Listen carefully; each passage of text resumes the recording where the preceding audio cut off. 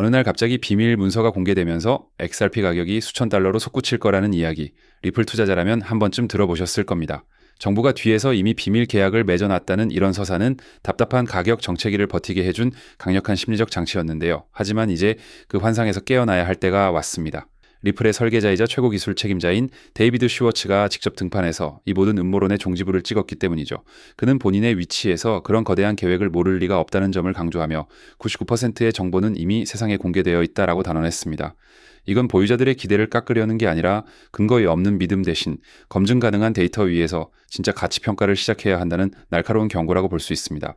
음모론이 사라진 자리를 채우고 있는 건 놀랍게도 압도적인 숫자들입니다. 최근 XRP 레저 위에 토큰화된 실물 자산, 즉 RWA 규모가 단 하루 만에 8억 960만 달러나 늘어나며 전체 35억 달러 수준에 도달했습니다. 단 24시간 만에 35%가 폭등한 수치인데요.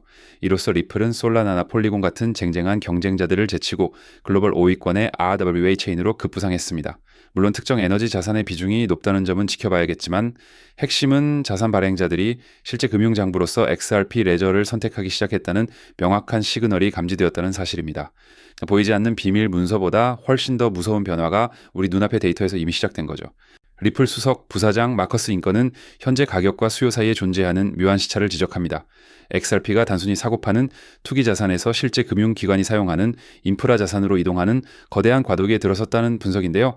실제로 XRP 레저 위의 토큰화 자산 규모는 1년 사이 2억 달러 수준에서 20억 달러 이상으로 10배 넘게 커졌습니다. 이건 단순한 성장이 아니라 리플의 체급 자체가 바뀌고 있다는 뜻입니다. 이제 XRP는 개미들의 희망 회로가 아니라 거대 금융기관들의 장부로서 그 존재 가치를 재정의하고 있는 단계라고 볼 수 있습니다. 그런데 왜 이렇게 좋은 뉴스들이 쏟아지는데 가격은 제자리 걸음일까요? 이걸 욕조 이론으로 설명해 볼 수 있습니다. 현재 XRP 시장에는 현물 ETF를 통해 12억 8천만 달러라는 거대한 자금이 계속해서 흘러 들어오고 있습니다. 9일 연속 순유입이라는 기록적인 흐름을 보여주고 있죠. 문제는 욕조의 배수구도 여러 개 열려 있다는 점입니다. 차익을 실현하려는 기존 보유자들의 매물과 에스크로 물량에 대한 부담이 빠져나가는 물처럼 가격 상승을 억제하고 있습니다. 하지만 분명한 건 유입되는 자금이 이 엄청난 매도 압력을 온몸으로 받아내며 하방을 지지하는 단계까지는 도달했다는 사실입니다. 현재 XRP ETF 시장에 빠져 있는 결정적인 한 조각이 있습니다. 바로 전 세계 자산 운용 1등인 블랙록의 참여인데요. 비트코인이나 이더리움이 폭발적인 상승 모멘텀을 얻은 배경에는 레리 핑크가 이끄는 블랙록이라는 압도적인 유통망이 있었습니다. 지금의 XRP ETF는 여러 운용사가 참여하고는 있지만 블랙록급의 파급력이 가세할 때 비로소 기관 투자자들의 자금 유입 통로가 완성된다라고 볼 수 있습니다. 블랙록의 등판은 단순한 신규 상품 추가가 아니라 XRP에 대한 시장의 신뢰도와 자금 유입의 격을 한 단계 끌어올리는 일대 사건이 될 것입니다. 가격 폭등을 유도할 또 다른 강력한 엔진은 기업들의 XRP 재무자산 편입, 즉 DAT 모델입니다. 미국 상장 기업들이 비트코인을 자산으로 보유하듯 이제 XRP 영역에서도 기업들이 코인을 사서 금고에 묶어두는 구조가 형성되고 있습니다. 이미 수억 개의 XRP가 이런 방식으로 기업들의 장부에 편입되며 시장에서 사라지고 있는데요.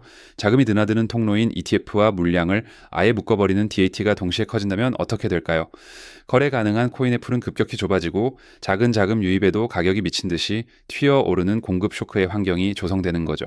리플은 이제 핀테크 기업을 넘어 연방 규제를 받는 금융기관으로의 변신을 준비하고 있습니다. 리플 내셔널 트러스트 뱅크 신청과 클래리티 법안 같은 제도적 정비는 기관 자금이 합법적으로 들어올 수 있는 고속도로를 까는 작업인데요. 법적 지위가 명확해진다는 건 단순히 규제가 끝난다는 의미를 넘어 보수적인 대형 자금들이 본격적으로 유입될 수 있는 안전판이 마련된다는 뜻입니다. 제도가 정비되어야 자금이 들어오고 자금이 들어와야 가격이 움직이는 이 필연적인 시차의 끝이 머지않았습니다. 결국 리플 투자자에게 지금 가장 위험한 건 두 가지 양극단입니다.